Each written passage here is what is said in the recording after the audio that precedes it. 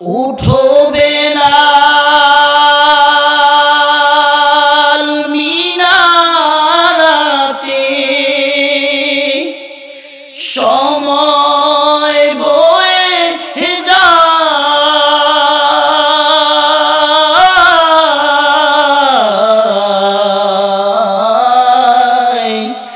আযান দাও গো মধুর সুরে শুনতে মনে চায় আযান দাও গো মধুর সুরে শুনতে মনে চায় বেলাল বলে আযান দিলে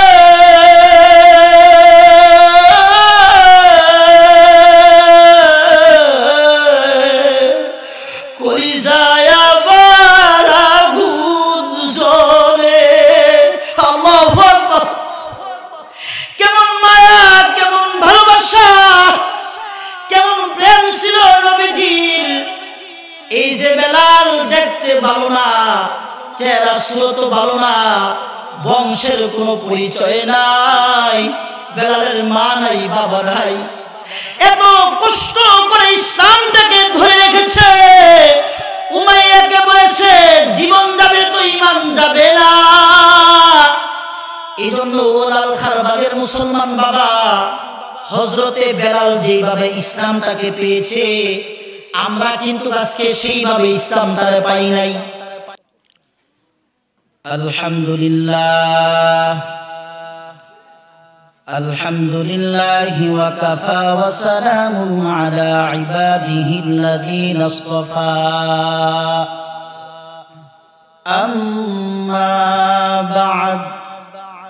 أما بعد فإن أصدق الحديث كتاب الله وأوثق العرى كلمة التقوى وخير الملل ملة إبراهيم وخير السنن سنة محمد صلى الله عليه وسلم وأشرف الحديث ذكر الله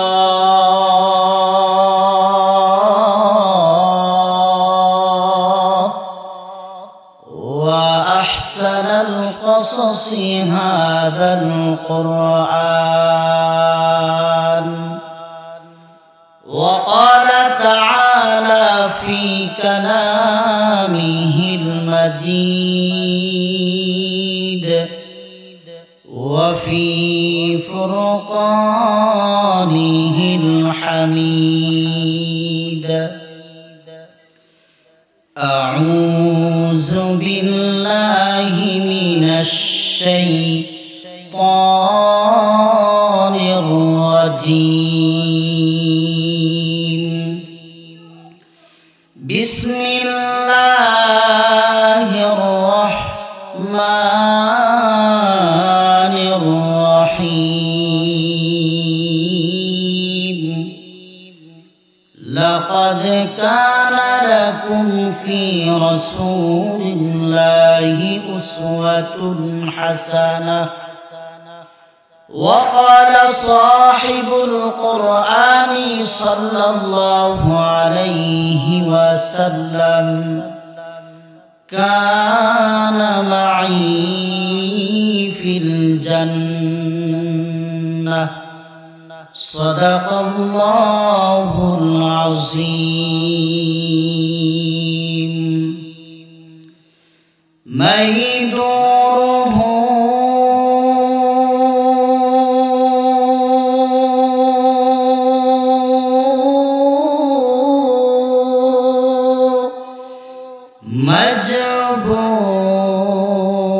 مجبوره أي سيد عالم دی درد خاطنی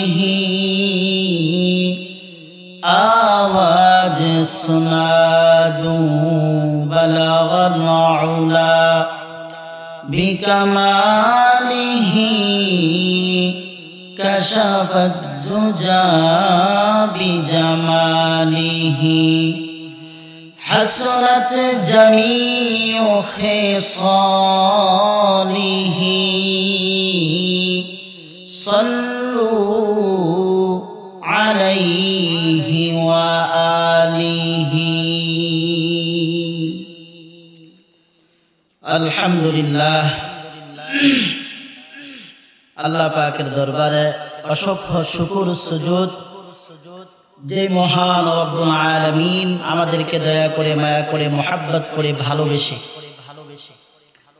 আজ লালখারবাগ যুব সমাজের উদ্যোগে সকল কবরবাসীর রূহের মাগফিরাত কামনায় তৃতীয় বার্ষিক ওয়াজ দুয়ার মাহফিল অত্যন্ত গুরুত্বপূর্ণ বরকতপূর্ণ হাদিস শরীফের ভাষায় যাকে বলা হয় জালিসুর রহমান অর্থাৎ জান্নাতের বাগান, এই বাগানের মধ্যে আল্লাহ তাআলা আমাদেরকে আসার মতো বসার মতো তৌফিক দান করেছেন। এই জন্য ওই মহান মালিকের দরবারে কালিমাতু শুকর আমরা আদায় করি, সকলেই বলি আলহামদুলিল্লাহ। সম্মানিত হাজিরিন, আল্লাহ সুবহানাহু ওয়া তাআলা এই দুনিয়ার মধ্যে আমাদেরকে অসংখ্য অগণিত নিয়ামত দ্বারা ভরপুর করে রেখেছেন। খুবই সুন্দর করে তার ভাষায় বলে,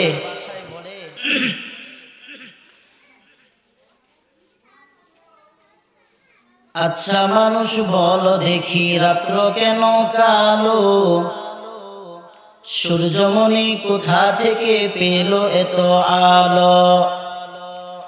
আচ্ছা মানুষ বলো দেখি রাত্র কেন কালো, সূর্যমণি কোথা থেকে পেল এত আলো। আরে পশু পাখি কয় না কথা, মানুষ কেন কয়? আচ্ছা মানুষ বলো দেখি এসব কেমন করে হয়? আরে দুধ কেন এত সাদা, মরিচ কেন ঝাল, আমগুলো সব পাকলে পরে কেমনে হয় তালাল। আমগুলো সব পাকলে পরে কেমনে হয় তালাল। আরে ডিমগুলো সব একই রঙের, পার্থক্য নাই মোটে, সাদা কালো বাচ্চাগুলো কেমন করে ফুটে। আমরা সবাই বাস করি ভাই এই দুনিয়ার রঙে, হাতের লেখা মুখের চেহারা মিলে না কারো সঙ্গে, আর মিলে না গলার কণ্ঠ, বিদ্যাঙ্গুলের টিপ। আল্লাহ তাআলা একজন আছে প্রমাণ হলো ঠিক। ও দুনিয়ার মানুষ, আল্লাহ তাআলা আমাদেরকে চারদিক থেকে কত নিয়ামত দ্বারা ভরপুর করে রেখেছেন, কত নিয়ামত দান করেছেন, চারদিক থেকে আমাদেরকে কত নিয়ামত দ্বারা বেষ্টন করে রেখেছে। কিন্তু দুনিয়ার মানুষ তারপর আজকে আমরা আল্লাহ পাক যত নিয়ামত দান করে তত আমরা আল্লাহ থেকে গাফিল হয়ে যাই। আল্লাহ এত নিয়ামত দান করেছে, ও লালখারবাগের মুসলমান ইমানদার আল্লাহর গোলাম, আজকে আমরা দুনিয়ার মধ্যে যেইভাবে ইসলাম নামক দৌলত পেয়েছি, আমরা যেইভাবে ইসলাম পেয়েছি, ওই যে পূর্বের যুগের নবীর যুগের সাহাবীরা সেইভাবে ইসলাম পায় নাই। হযরত আবু বকর এইভাবে ইসলাম পায় নাই, হযরত উমর এইভাবে ইসলাম পায় নাই। আমি আপনি যত সহজভাবে সুন্দরভাবে, আমার বাবা মুসলমান, দাদা মুসলমান, জন্মের পরে আমি মুসলমানের ঘরে জন্ম নিয়েছি, আমিও মুসলমান, আমরা এত সুন্দরভাবে ইসলাম পেয়েছি, দ্বীন পেয়েছি। সাহাবীরা এত সুন্দরভাবে দ্বীন পায় নাই, তারা রক্তের বিনিময়ে, জীবনের বিনিময়ে দ্বীন পেয়েছি। আমরা সকলে একটা ঘটনা জানি,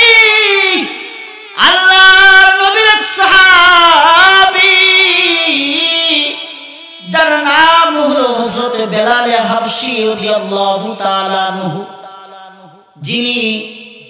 যিনি আল্লাহর রাসূলের সাহাবীদের মধ্যে অত্যন্ত রাসূলের কাছে ছিলেন একজন প্রিয় ভাজন, অত্যন্ত কালো একজন মানুষ ছিল হযরতে বেলাল হাবশী।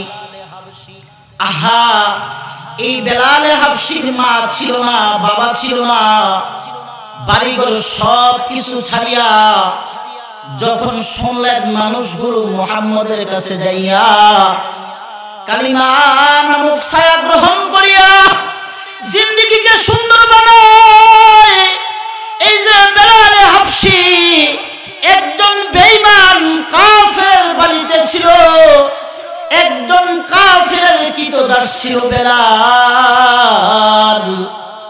এ লালখারবাগের মুসলমান, কানটা খাড়া করিয়া শোনো, বেলাল কেমন ভাবে দিন পাইছে, কেমন করে ইসলাম পাইছে। আর আজকে আমরা এত সুন্দর ইসলাম নামক বৃক্ষ পেয়েছি, দিন পেয়েছি, মসজিদে নামাজ পড়তে কোনো বাধা নাই, ওয়াজ শুনতে কোনো বাধা নাই, নামাজের আজান দিলে কোনো বাধা নাই, নামাজে গেলেও কোনো বাধা নাই। অথচ ওই যে নবীর যুগে ওই যে বেলাল রাসূলের যুগের মধ্যে প্রকাশ্যে আজান দিয়া প্রথম সময় নামাজ পড়তে পারতো না, কাফেররা বসে থাকতো, মারা ধরা শুরু করতো, শুধু সাহাবীদের সাথে নয়। আরে পেয়ারা নবীজি তখন খানে কাবা বাইতুল্লাহর মধ্যে নামাজ পড়তেন, কাফেররা এসে উঠের নারী বুড়ি রাসূলের গায়ের মধ্যে, শরীরের মধ্যে, মাথা মুবারকের মধ্যে ঢেলে দিত। ও আমার যুবক ভাই, ও আমার লালখারবাগের মুসলমান, আজকে আমরা কেমন ইসলাম পাইছি, তারা কেমন ইসলাম পাইছে, আমি এটাই বুঝাইতে চাইতেছি। ওই যে বেলাল হাবশী আল্লাহর রাসূলের কাছে যখন শুনলেন মানুষগুলো যে যে মুসলমান হইতেছে, হযরতে বেলাল হাবশী এত একটা নিষ্ঠুর বেঈমান মুশরিকের বাড়ির মধ্যে কৃতদাস ছিল, যিনি যখন শুনলেন বেলাল আল্লাহর রাসূলের কাছে যাইয়া ইসলামের মধ্যে পদার্পণ করেছে, উমাইয়া বিন খালফ যখন শুনলেন তার মাথাটা গরম হইয়া গেছে। হযরত উমাইয়া ওই যে উমাইয়া বিন খালফ বেঈমান মুশরিক বেলালকে জিজ্ঞাসা করে, বেলাল তুমি আমার বাড়িতে থাকো, তুমি আমার গোলাম, আর আমি হচ্ছে তোমার মনিব, তুমি যে মুহাম্মদের ধর্ম গ্রহণ করলা একবারও তো আমার কাছে বলার প্রয়োজন মনে করনি। এ বেলাল তুমি নাকি মুহাম্মদের ধর্ম গ্রহণ করেছো? বেলাল দেখে বলো, উমাইয়া আরে তুমি তো আমার দেহের মালিক, আর আল্লাহ হচ্ছে আমার অন্তরের মালিক, তুমি আমার দেহের মধ্যে তোমার শাসন চলবে, দেহের মধ্যে তুমি যেটা মন চায় তুমি সেটা করো। আমার অন্তর সাক্ষী দিয়েছে এই দুনিয়ার মধ্যে এত কষ্ট করতেছি, মুহাম্মদ নবীর ধর্ম সত্য, মুহাম্মদ আল্লাহ পাকের পেয়ারা নবী, শেষ পয়গম্বর, শুধু তাই নয় শ্রেষ্ঠ পয়গম্বর। ও মাইয়া, হা হা আমি মুহাম্মদের ধর্ম গ্রহণ করেছি। এই কথা বলার সঙ্গে সঙ্গে, এই কথা যখন বেলাল বলল, উমাইয়ার মাথা গরম হয়ে গেছে, পায়ের রক্ত মাথায় উঠে গেছে। এরপর থেকেই শুরু হলো হযরতে বেলালের উপর নির্যাতন, স্টেপ রুলার চালু হইয়া গেল। বেলাল দেখে বলে, জীবন চলে যাবে, ও মাইয়া জীবন চলে যাবে, তারপর আবার ঈমান যাবে না। আল্লাহু আকবার। ও আমার লালখারবাগের যুবক ভাই, ও আমার বৃদ্ধ বাবা,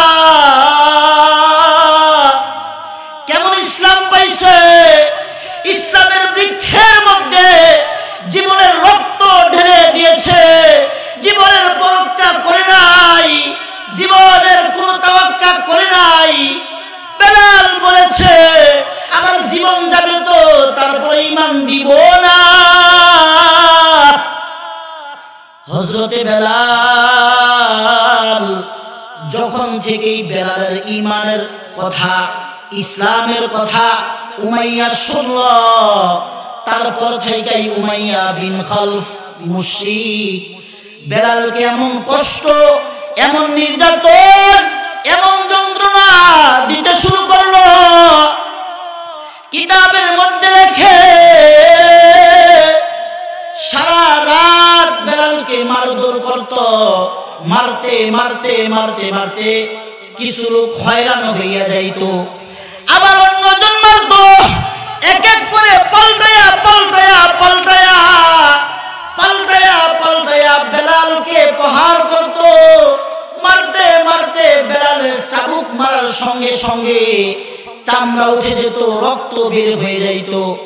রাত্র শেষ হওয়ার পর দিনের বেলা প্রচন্ড উত্তপ্ত গরমের মধ্যে, বাড়ির মধ্যে, মরুভূমির মধ্যে খালি পায়ে চলা যায় না।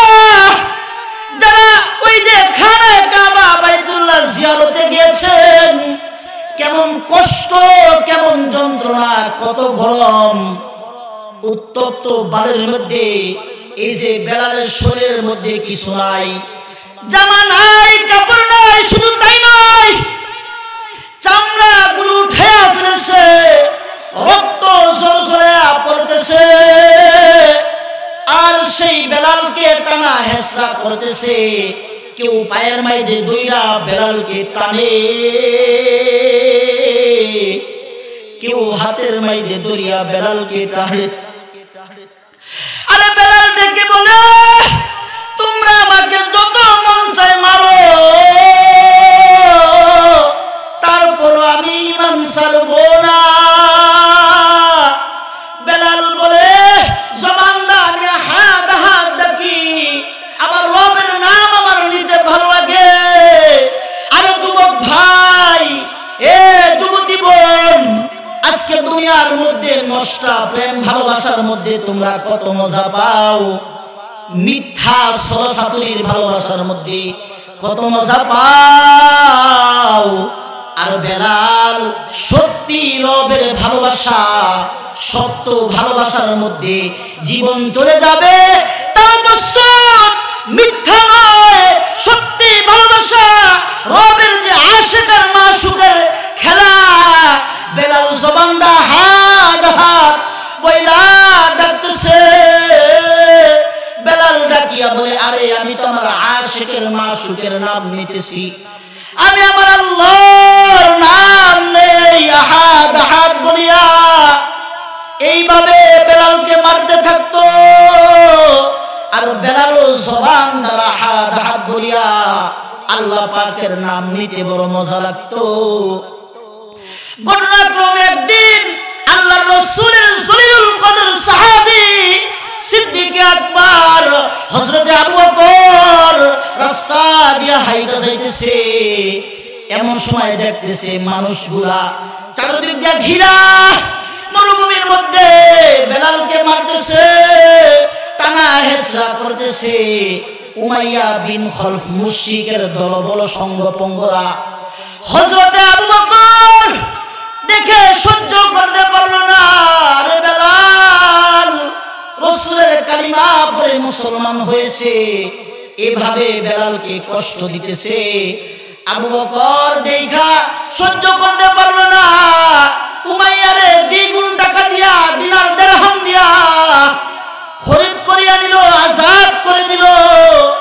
ও আমার যুবক ভাই, বৃদ্ধ বাবা, তারা কেমন ইসলাম পাইছে? বলে জীবন যাবে তো ঈমান যাবে না, দুনিয়াতে থাকবো তো আসমানে মালিকের নাম জপব জপব, জীবন যাবে তো ঈমান যাবে না। যত কঠিন মুহূর্তই জীবনের সামনে আসুক না কেন, আমার রবকে আমি ভুলবো না। এটা একজন ঈমানদারের ভালোবাসা, এটা একটা ঈমানদারের পরিচয়, এটা খাঁটি ঈমানদারের পরিচয়।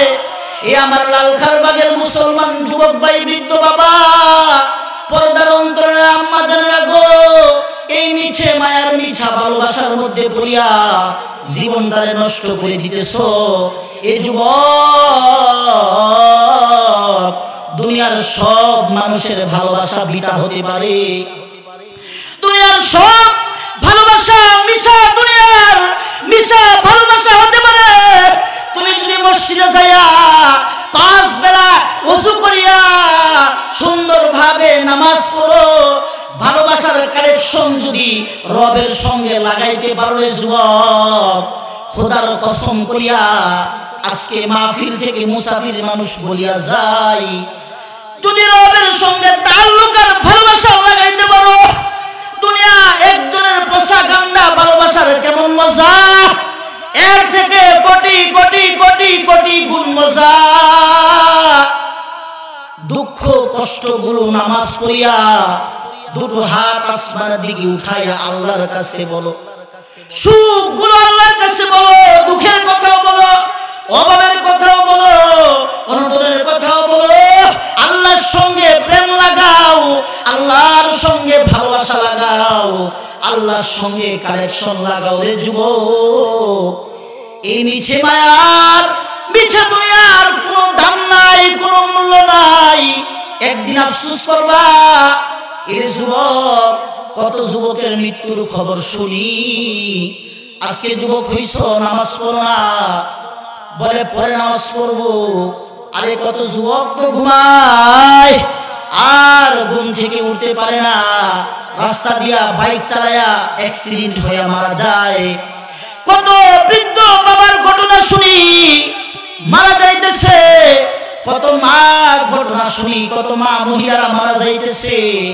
ওগো মা,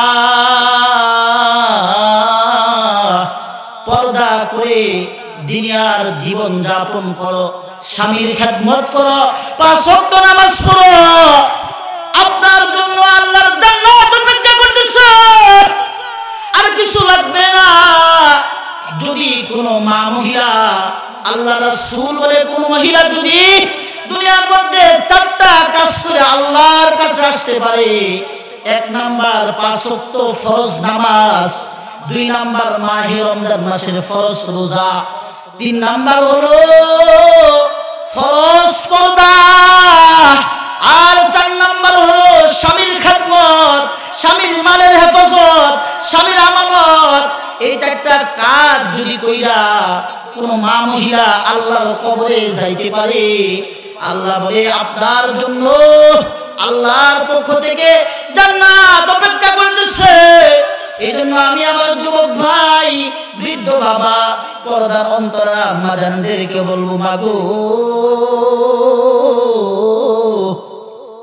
এই দুনিয়া থাকার জায়গা নয়, কেউ থাকতে পারবে না, কেউ থাকতে পারে নাই, আমিও পারবো না, আপনিও পারবেন না, আপনার দাদার দাদা তার বাবা কেউ থাকতে পারে নাই, কেউ থাকবে না, কেউ থাকবে না। এই মিছে দুনিয়ার মিছে মায়ায় কেউ থাকবে না। এই জন্য রবের সঙ্গে ভালোবাসা লাগান। এই যে বেলালের কথা বলতেছিলাম, আরে বেলাল নবী দুনিয়া থেকে বিদায় হওয়ার পর বেলাল বলতেছে, আমি আর মদিনায় থাকবো না, আমি আর মসজিদে নববীর মধ্যে আযান দিব না, নবী নাই, আমি সহ্য করতে পারি না, আমি আযান দিব, রাসূল ইমামতি করবেন, এটা হতে পারে না। আমি বেলালের মন সহ্য হয় না, কলিজা ফাটে যায়, কলিজা ছিঁড়ে যায়। বেলাল রাগ করিয়া দূর দেশে চলে গেছে। অনেকদিন পর সরকারে দু কায়নাত নবী মুহাম্মদ সাল্লাল্লাহু আলাইহি ওয়াসাল্লাম বেলালের সঙ্গে স্বপ্নে যুগে নবী বলতেছে, বেলাল, ও আমার বেলাল, এটা কেমন জুলুম, ওরে বেলাল তুমি কেন আমার রওজার পাশে যাইয়া সালাতু সালাম জানাও না, তুমি কেন মসজিদে নববীর মধ্যে যাও না? বেলাল, এটা কেমন জুলুম। ঘুম থেকে উঠা বেলাল পাগল পারা হয়ে গেছে। বেলাল স্বদেশ থেকে ফিরিয়া মসজিদে নববীর মধ্যে আসছে। বেলাল যখন মসজিদে নববীর মধ্যে আসার সঙ্গে সঙ্গে ওই যে মদিনার মধ্যে মদিনাবাসী যেন নবীর সুখের বাতাস আরো ভেঙে গেছে। যখন বেলালকে দেখছে মদিনার অলিগলির মধ্যে খবর হয়ে গেছে রাসূলের সাহাবী কালো বেলাল আসছে, সমস্ত মানুষরা মিলা মসজিদে নববীর মধ্যে চলে আসছে। নবীজির আদরের দুলাল হাসান হুসাইন আয়েশা বলতেছে, ওগো আমার নানার সাহাবী বেলাল, কতদিন আপনার আযান শুনি না, মদিনার মানুষগুলো পাগল পারা হয়ে আছে, সমস্ত মদিনাবাসী আপনার খবর শুনি না, সমস্ত মদিনাবাসী আপনার খবর শুনি না মসজিদে নববীর পাশ দিয়া ভরে গেছে। ও বেলাল, আপনার কাছে আমরা ভাই দুজন হাসান হুসাইন আপনার কাছে বলি একটু যদি আযান দিতেন। যখন নবীজির আদরের দুলাল হাসান হুসাইন বলছে, বেলাল আযান দিছে, আযানের সঙ্গে সঙ্গে মদিনার পাহাড় পর্বতে নবী হারা সুখের বাতাস যেন ধাউ ধাউ করে জ্বলতেছে, আনন্দে চোখের পানিগুলো পড়তেছে। বেলাল আসছে, বেলাল আযান শুনে আনন্দিত, আবার নবী নাই, মানুষের মনের মধ্যে অন্তরের মধ্যে ব্যথা জ্বালা শুরু হয়ে গেছে ইমানদারদের। বেলাল আযান দিয়া মদিনা থেকে বিদায় হয়ে গেছে। আহা, বেলাল ডেকে বলে, এজন্য অনেক সুন্দর করে কবি কবিতা বলে যে উঠো বেলাল মিনারাতে, সময় বয়ে যায়, উঠো বেলাল মিনারাতে, সময় বয়ে যায়,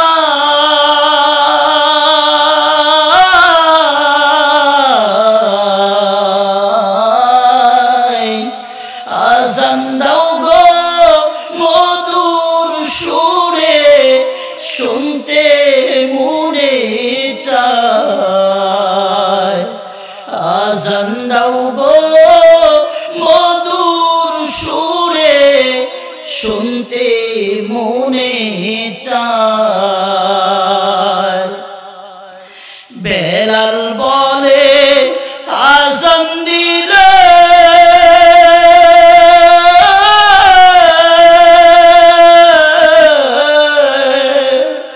কলিজায় আবার আগুন জ্বলে। আল্লাহু আকবার! কেমন মায়া, কেমন ভালোবাসা, কেমন প্রেম ছিল নবীজির। এই যে বেলাল দেখতে ভালো না, চেহারা সুরত ভালো না, বংশের কোনো পরিচয় নাই, বেলালের মা নাই, বাবা নাই, এত কষ্ট করে ইসলামটাকে ধরে রেখেছে। উমাইয়াকে বলেছে জীবন যাবে তো ঈমান যাবে না।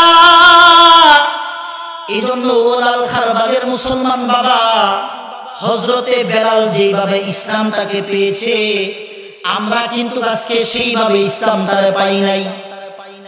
এত সুন্দর মাহফিল হওয়া সত্ত্বেও আজও কত মানুষ দুনিয়ার কাজে কর্মে ব্যস্ত, অথচ সাহাবীরা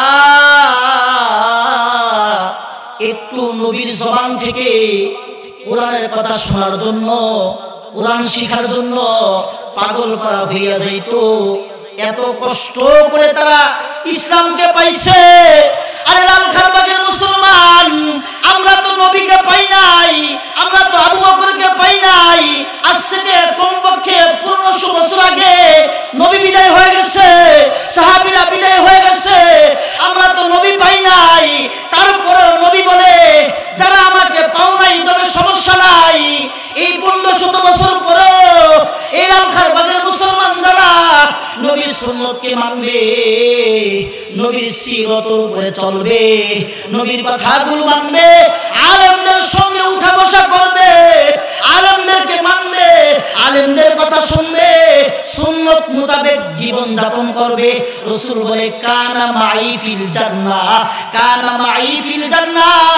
1500 বছর পরে হওয়ার পরও আর যারা নবীর কথা শুনবে, সুন্নত মানবে, রাসূল হাদিসে বলে কানা মাই ফিল জান্নাহ, কানা মাই ফিল জান্নাহ, তারা আমি নবীর সঙ্গে জান্নাতে থাকবে। আল্লাহু আকবার।